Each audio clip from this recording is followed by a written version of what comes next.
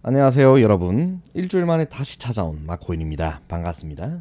오늘도 역시 리플에 대해서 좀 빠른 정보 전달 드릴 건데요. 소송에 대해서 좀 짚고 넘어가자고요.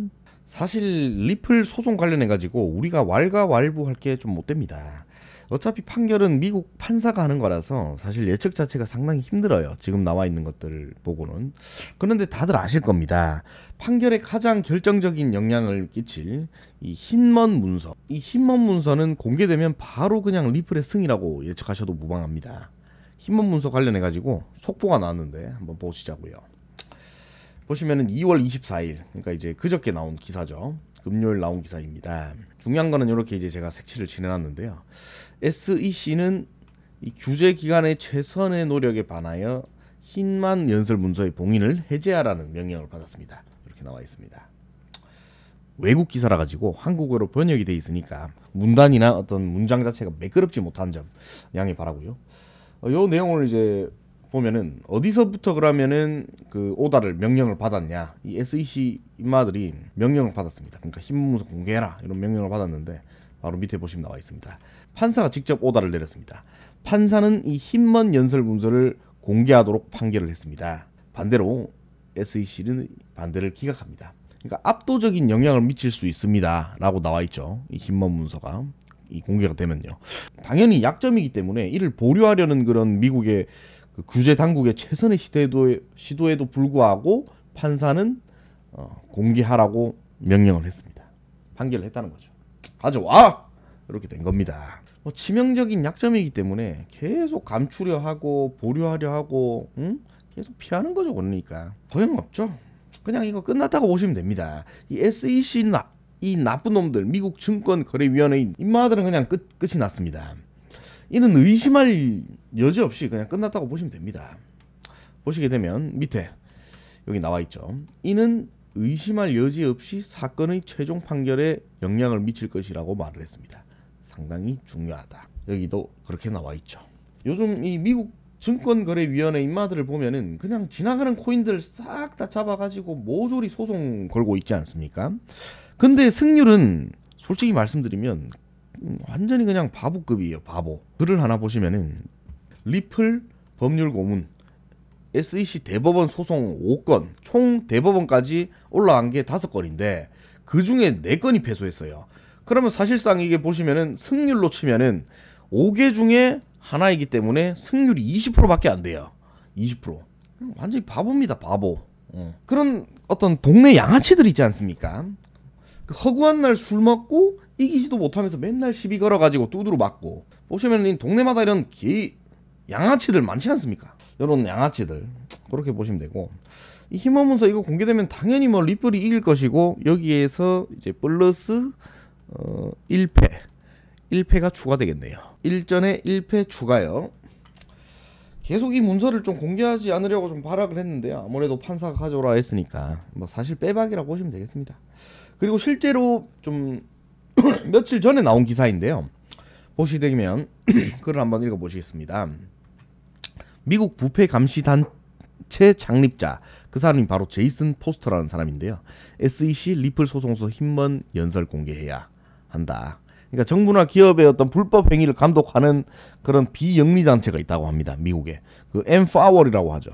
여기 창립자가 바로 제이슨 포스터라는 사람인데 이 사람이 성명서를 통해서 리플과 미국 증권거래위원회 간 소송에서 흰먼 연설을 공개해야 한다는 입장을 지지한다.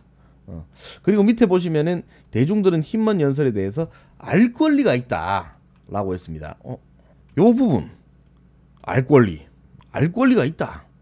아주 중요한 부분이죠. 국민의 4대 권리 중 하나 아니겠습니까? 알 권리. 제이슨 포스터라는 분께서 아주 정확하게 맞는 말을 했네요. 아무튼 소송 관련해 가지고는 굉장히 호재가 떴으니까 크게 걱정 안 하셔도 이제 될 것 같고요. 진짜로 흰먼 문서 공개되면 그냥 끝났다고 보시면 되는 겁니다. 계속 말씀드리지만 지금 가격대는 어떻게 되냐, 리플의 가격대 뭐 한 502원 정도. 그러니까 솔직히 말씀드리면 여기 이 빨간 선 노란 선 요 2개 중에 하나를 결국엔 뚫어내야 돼요. 물론 이제 이쪽 위로 이제 뚫어내야 되겠지만 지금 그냥 여기 박스권입니다. 이렇게 빨간 선 노란 선 박스권이에요. 이렇게 현재는 그리고 보시게 되면 여기 제가 이제 삼각형을 이렇게 그어놨죠. 패턴 자체가 뭡니까? 딱 대칭 삼각형입니다. 이렇게 대칭 삼각형. 대칭 삼각형에서는 뭐예요? 이 꼭지점이 오기 전에 요 정도 요 짬치에서 바로 큰 어떤 방향성이 나옵니다. 뭐 위든 아래든. 근데 이제 여기서부터 올라왔고 여기서 대칭 삼각형 발생되면서 다시 올라갈 확률이 조금 더 높죠. 확률적으로. 이 전 추세를 좀 따르기 때문에 상승할 확률이 좀 더 높습니다. 물론 이제 비트가 문제가 없다는 선에서 그렇게 되겠는데요. 잘 나가는 지금 비트부터가 요 며칠 사이에 좀 많이 빠졌어요. 보시게 되면은 아주 쭉쭉 잘 나가다가 보세요. 상승폭이 상당했죠, 비트가. 근데 지금 요 며칠 사이에 조금 빠졌습니다. 그 이유는 뭔가요? 바로 여기 있습니다. 연준의 추가 긴축 가능성에 비트코인 23,000달러 횡보. 지금 지표가 연준이 바라는 대로 그렇게 아주 강력하게 그렇게 나오고 있는 게 아니에요. 인플레가 완전하게 억제가 되는 게 아니고 그냥 이제 연준에서는 아예 그냥 뒤져버렸으면 좋겠는데 얘네들이 계속 살아서 숨을 쉬고 있는 겁니다. 인플레이션. 그래서 이제 어떤 그 미국 연준발 긴축 정책 강화 우려 때문에 그러니까 더욱더 이제 세게 두드려 잡는 거죠. 그것 때문에 나스닥과 함께 좀 큰 타격을 받았습니다. 우리 비트부터가. 그래서 지금 뭐 어떻게 될지 모르겠지만 아무튼 대장인 비트가 큰 문제가 없다라고 하면요.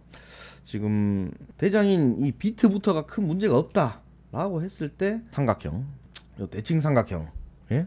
꼭지점 오기 전에 한 요 정도가 지금 보시면은 이번 주 수요일, 그러니까 3월 초 정도 되죠. 요 정도 보시면 요 정도 한 3월 초, 이번 주 수요일 전후로 좀 큰 폭의 방향성으로 어떤 그런 것들이 좀 나올 것으로 보여집니다. 노란 선이든 빨간 선이든, 저항선이든 지지선이든 하나 박살내로 간다.